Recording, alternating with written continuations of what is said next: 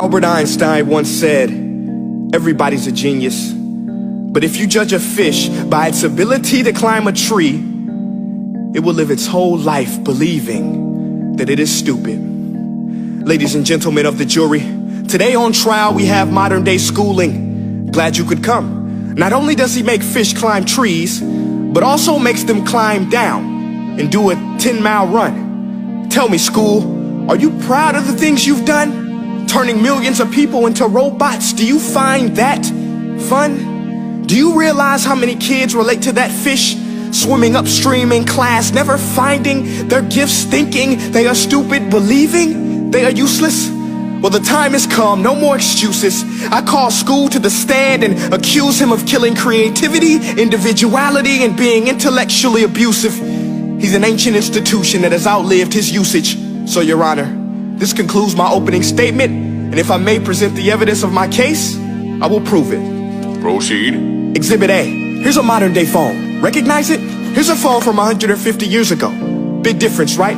Stay with me. Here's a car from today, and here's a car from 150 years ago. Big difference, right? Well, get this. Here's a classroom of today, and here's a class we used 150 years ago. Now, ain't that a shame? In literally more than a century, nothing has changed. Yet you claim to prepare students for the future? But with evidence like that, I must ask, do you prepare students for the future or the past?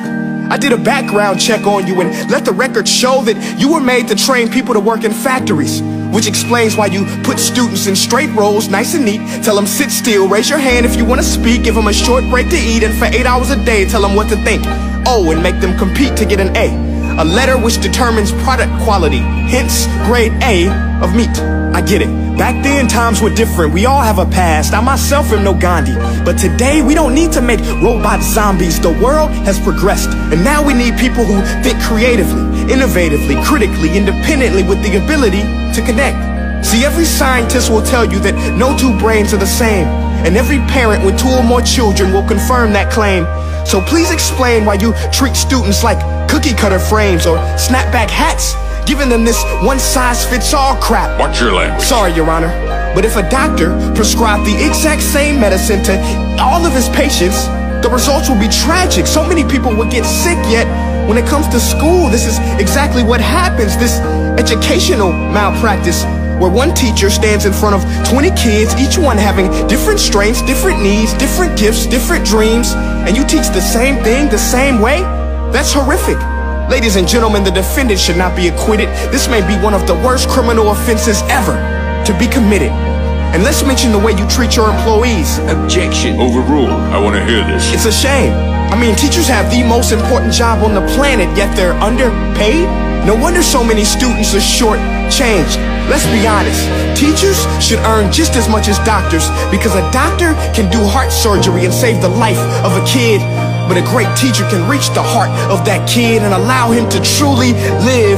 See, teachers are heroes that often get blamed, but they're not the problem. They work in a system without many options or rights. Curriculums are created by policymakers, most of which have never taught a day in their life.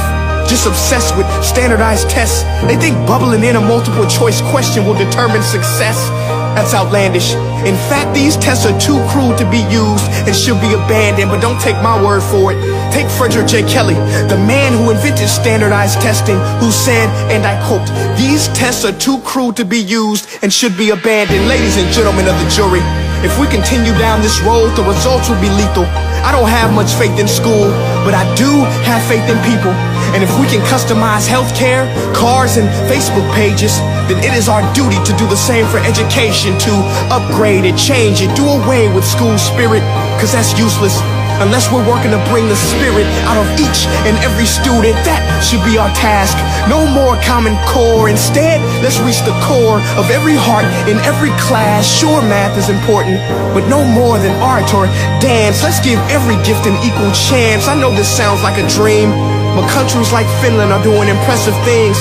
They have shorter school days, teachers make a decent wage, homework is non-existent, and they focus on collaboration instead of competition. But here's the kicker, boys and girls.